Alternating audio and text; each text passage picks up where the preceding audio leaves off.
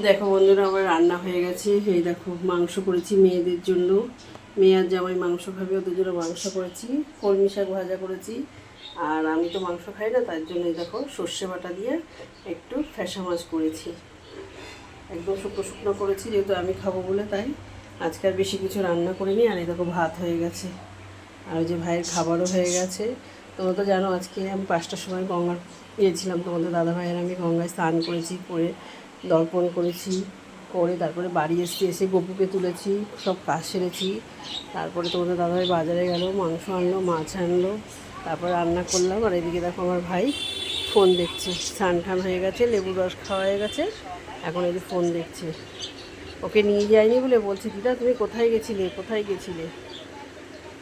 এই যে, তো চলো, কাজকর্ম সবই হয়ে গেছে। এখন আর একটু স্নান করবো, করে আরেকবার পুজো দেবো। সকালে এসে গপুকে পুজো দিয়েছি, তুলেছি, ইষ্টভূতি করেছি, এখন একবার স্নান করে পুজো দেবো।